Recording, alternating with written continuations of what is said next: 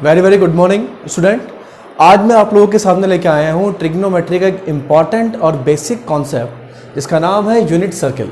तो नाम से आपको लग रहा होगा कि यूनिट सर्किल क्या होता है। यूनिट सर्किल का मतलब कि ऐसा सर्किल जिसकी रेडियस 1 है। तो सबसे पहले हमने क्या किया है, सबसे पहले हमने यहाँ पर एक यूनिट रेडियस का एक सर्किल ड्रॉ किया है, ठीक है। और इस सर्किल के ऊपर मैंने एक पॉइंट P लिया है जिसकी पॉइंट P की जो हॉरिजॉन्टल डिस्टेंस है वो A यूनिट है और वर्टिकल डिस्टेंस B यूनिट है। दैट इज इसका जो कोऑर्डिनेट है, कोऑर्डिनेट का मतलब होता है कि उस पॉइंट P की पोजीशन क्या है, वो कहाँ पे मूव कर रहा है। तो पॉइंट P की जो पोजीशन है वो हो गई आपकी A, B, मतलब OA आपका A यूनिट हो गया और AP आपका हो गया B यूनिट। अब इसके बाद देखिए मैंने ट्रायंगल AOP में साइन थीटा और कॉस थीटा की वैल्यू फाइंड करी है। You know that sine theta होता है perpendicular upon hypotenuse and the cos theta होता है बेस अपॉन हाइपोटेनियस। तो देखिए साइन थीटा को लिया है मैंने परपेंडिकुलर अपॉन हाइपोटेनियस, मतलब PA अपॉन OP, मतलब B अपॉन 1। इसके बाद मैंने कॉस थीटा की वैल्यू फाइंड करी है। तो कॉस थीटा की जो आपकी वैल्यू निकल के आई है वो आई है बेस अपॉन हाइपोटेनियस, मतलब OA अपॉन 1। तो आप इसको ऐसे भी कह सकते हैं, देखिए A क्या है यहाँ पर, A यहाँ पर हो गया आपका x कोऑर्डिनेट और B हो गया y कोऑर्डिनेट। तो इसको आप ऐसे भी कह सकते हैं कि जो आपका x कोऑर्डिनेट है, मतलब जो A है वो इक्वल टू कॉस थीटा आ गया और जो आपका y कोऑर्डिनेट है वो इज इक्वल्स टू हो गया साइन थीटा। ये बहुत इंपॉर्टेंट बात है, आपको आगे बहुत काम आएगी। अब देखिए, अब इस यूनिट सर्किल का जो कॉन्सेप्ट है इसका मेनली यूज क्या है ये मैं आपको बताता हूं। तो इसके लिए मैंने एक सर्किल ड्रॉ किया है, इसकी भी रेडियस बनी है। अब देखिए जरा, आपको एक बात मैंने बताई थी कि जो पॉजिटिव एंगल हो या नेगेटिव एंगल हो, नेगेटिव एंगल नीचे से बनता है, पॉजिटिव एंगल आपका ऊपर से बनता है। तो अभी हम पॉजिटिव एंगल की बात करते हैं। तो यहां से आपका जो एंगल होता है वो होता है 0 डिग्री का। 0 के बाद आप 90 को प्लस करोगे तो आप यहां पर आ जाओगे। 90 में अगर 90 को और प्लस कर दोगे तो आप यहां पर आ जाओगे, और 90 को प्लस कर दोगे तो यहां पर आ जाओगे, ये होता है 270, और 90 को प्लस कर दोगे तो आप आ जाओगे इस पोजीशन पर। इसको बोलते हैं 360, मतलब इसको बोलते हैं 2 पाई। तो कहने का मतलब ये है, आप सोच रहे हो कि मैंने क्या लिखे हुए एंगल्स, ये एंगल्स कैसे आए ये मैं आपको बताता हूँ। सबसे पहले हम 0 से स्टार्ट करते हैं। 0 के बाद आपका आ गया पाई अपॉन 2, मतलब 90 डिग्री। पाई अपॉन 2 के बाद अगर पाई अपॉन 2 में आपने पाई अपॉन 2 और प्लस किया तो आ गया पाई, मतलब 180 डिग्री। इसके बाद आपका आ गया 3 पाई अपॉन 2, मतलब 270 डिग्री, और 3 पाई अपॉन 2 में आपने फिर पाई अपॉन 2 को प्लस किया तो कितना आ गया 2 पाई। इसी टाइप से आपका ये रोटेशन आगे तक चल रहा है। एक दो और करके दिखाता हूं आपको मैं। 2 पाई में अगर आप पाई अपॉन 2 को प्लस करेंगे तो कितना आएगा 2 पाई प्लस पाई अपॉन 2। तो 2 पाई में अगर आप पाई अपॉन 2 को प्लस करेंगे तो आपका ये आ जाएगा 2 to the 4 + 1, तो ये आपका आ गया 5 पाई अपॉन 2, 5 पाई अपॉन 2, ठीक है। तो ये वाला आपका पॉइंट हो गया 5 पाई अपॉन 2। अब 5 पाई अपॉन 2 में अगर आप फिर दोबारा पाई अपॉन 2 को प्लस करेंगे, 5 पाई अपॉन 2 में आपने पाई अपॉन 2 को प्लस किया तो 5 + 1 ये हो गया आपका 6 पाई अपॉन 2, दैट इज 3 पाई। इसी टाइप से अगर आप 3 पाई में पाई अपॉन 2 को प्लस करेंगे तो आपका आ जाएगा 3 + पाई अपॉन 2, मतलब ये हो जाएगा आपका 7 पाई अपॉन 2। तो इसी टाइप से आपका रोटेशन चलता रहेगा।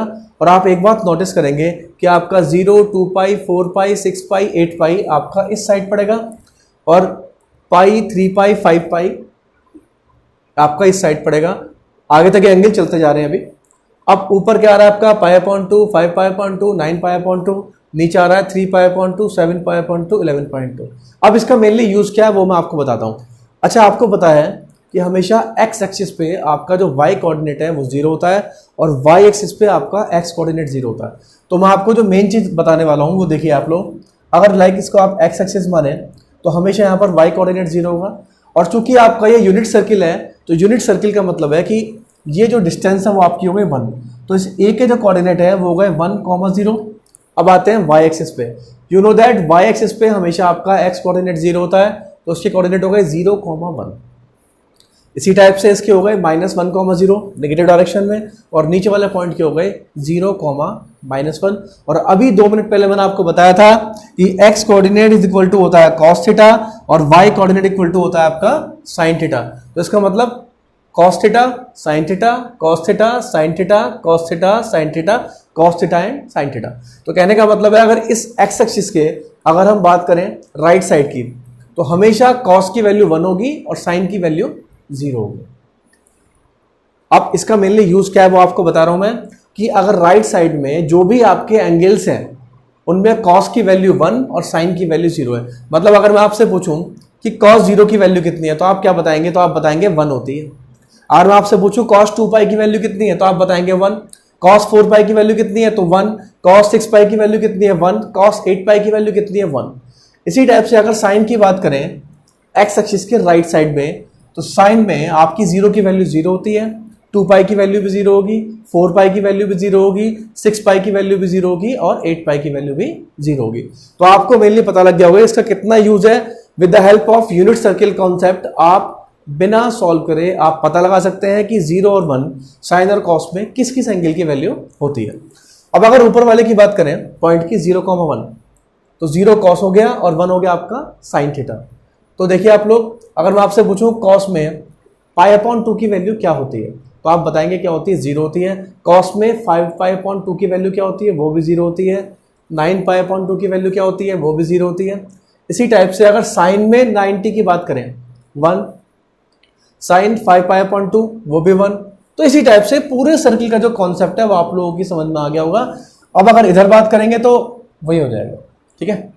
अब मेनली इसमें आपकी समझ में आ गया होगा, मैंने नीचे लिख भी रखा है ऑन द एक्स एक्सिस और ये हो गया ऑन द वाई एक्सिस। अब इसमें आपको एक चीज दिखाई दे रही होगी, अगर आप एक्स एक्सिस की बात करें, क्योंकि आपको पता है कि जो भी क्वाड्रेंट है ये पाई अपॉन 2 के मल्टीपल्स पे चलते हैं एंगल।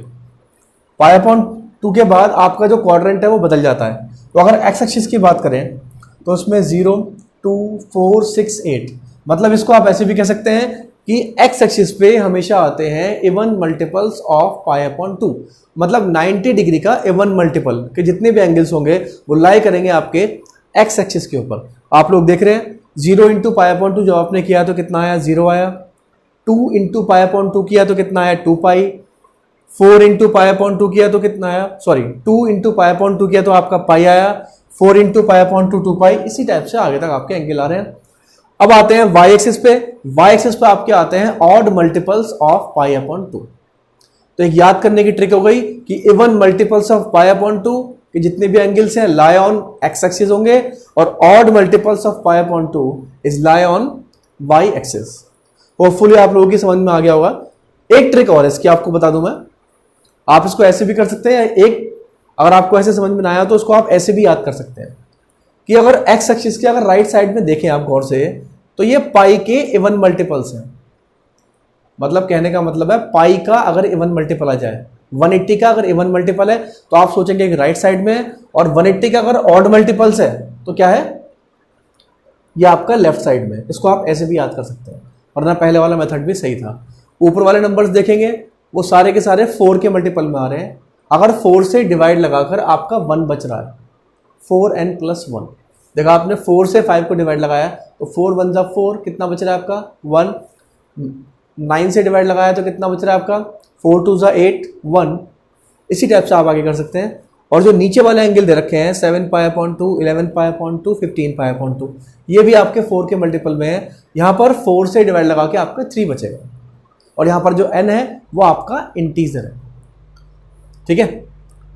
तो आप ये 4n + 1 और 4n + 3 वाले कॉन्सेप्ट से भी कर सकते हैं, या मैंने आपको जो पहले कॉन्सेप्ट बताया था आप उससे भी कर सकते हैं। अब इसमें आप एक चीज देखिए,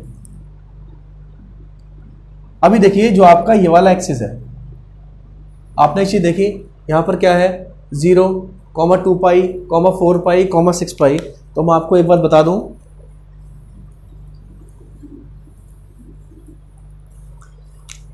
एक बार मैं आपको लिख के बता देता हूं इसमें। अगर sin x आपका 0 है, ये आगे अभी हम जो नेक्स्ट टॉपिक पढ़ेंगे ये फॉर्मूला उसमें यूज होगा, तो हम लिख सकते हैं x = n pi where n is belongs to integer.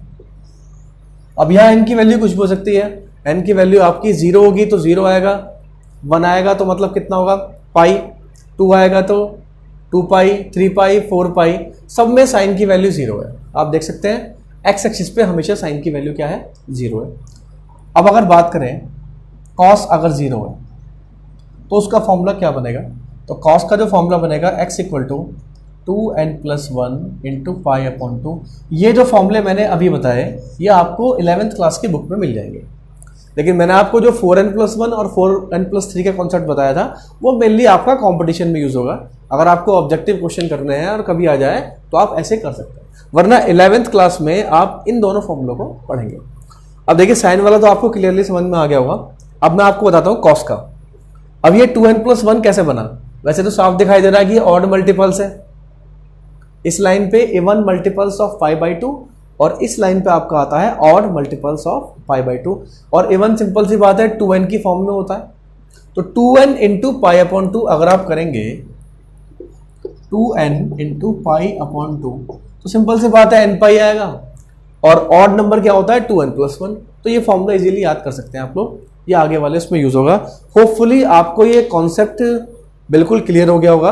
अगर कोई डाउट है तो आप लोग कमेंट बॉक्स में जाके कमेंट कर सकते हैं, मैं नेक्स्ट वाली वीडियो में आपके डाउट को क्लियर कर दूंगा।